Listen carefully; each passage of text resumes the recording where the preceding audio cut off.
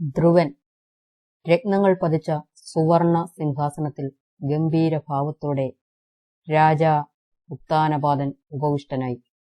അദ്ദേഹത്തിന്റെ മടിയിൽ തന്റെ രണ്ടാം ഭാര്യ സുരുചിയുടെ മകൻ ഉത്തമനും ഇരിപ്പുറപ്പിച്ചു.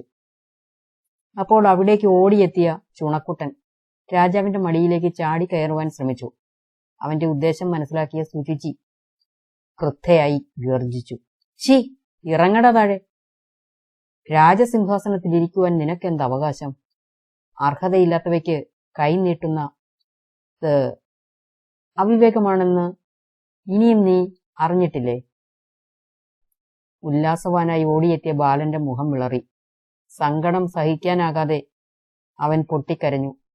ഏങ്ങിക്കരഞ്ഞുകൊണ്ട് തിരികെ നടന്ന അവൻ അകത്തളത്തിൽ ഒരിടത്ത് ചിന്തിച്ചുകൊണ്ടിരുന്ന അമ്മയുടെ മടിയിൽ ചെന്ന് വീണു. തേങ്ങിക്കരയുന്ന അവനെ ആശ്വസിപ്പിക്കുന്ന ആ അമ്മയാണ് രാജാവിന്റെ ആദ്യ ഭാര്യയായ സുനീതി. വിക്കി വിക്കി കാര്യം പറയുന്ന ആ പിഞ്ചു ബാലൻ ധ്രുവനാണ്.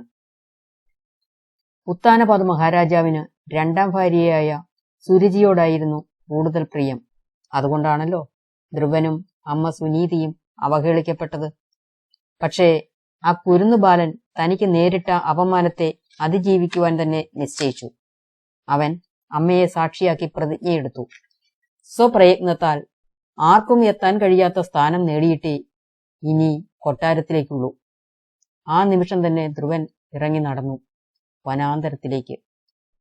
ലളിത മാർഗങ്ങളെല്ലാം കൈവെടിഞ്ഞ് കഠിന തപസ്സനുഷ്ഠിക്കുവാൻ തന്നെ തയ്യാറായ ധ്രുവകുമാരൻ പ്രകൃതിയുടെ മാറ്റങ്ങളോ കാലഗതിയോ ഒന്നും അറിഞ്ഞില്ല. ഘോര തപസ്സിൽ തന്നെ ശ്രദ്ധ കേന്ദ്രീകരിച്ചിരുന്ന അവനെ പിന്തിരിപ്പിക്കുവാൻ ഒരു ശക്തിക്കും കഴിഞ്ഞില്ല. ധ്രുവകുമാരൻ തപസ് തുടർന്നുകൊണ്ടേയിരുന്നു. തന്റെ മകനെ തേടി സുനീതി അലഞ്ഞു നടന്നു. ഏറെ ക്ലേശപ്പെട്ട് അവസാനം അവർ അവനെ കണ്ടെത്തി.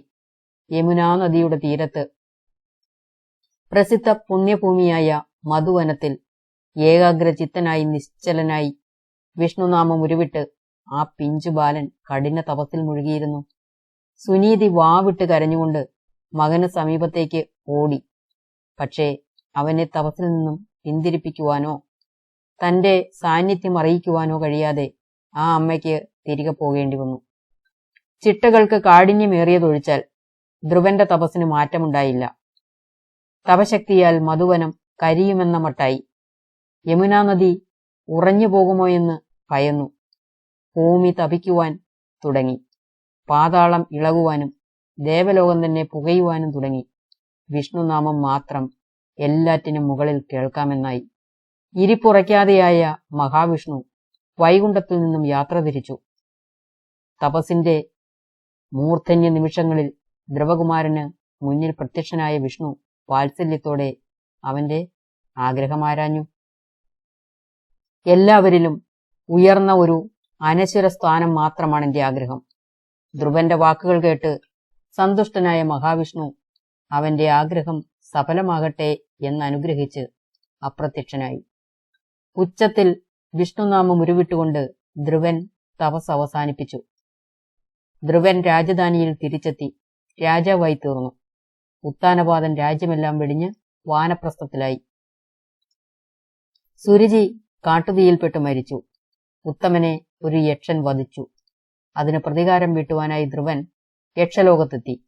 എല്ലാ യക്ഷന്മാരെയും കീഴടക്കിയ നിമിഷത്തിൽ ദേവന്മാർ പുഷ്പവൃഷ്ടി നടത്തി. സുനീതി എല്ലാം കണ്ട് ആനന്ദിച്ചു. അധികം വൈകാതെ തന്നെ ദേവതകൾ ധ്രുവകുമാരനെ ദേവലോകത്തിന്റെ മൂർധാവിലുള്ള വിഷ്ണുപദത്തിൽ ഉപവിഷ്ടനാക്കി. അവിടെ ധ്രുവൻ വിഷ്ണുവിന്റെ നാമം ഉരുവിട്ടുകൊണ്ട് തപസ്സാരംഭിച്ചു.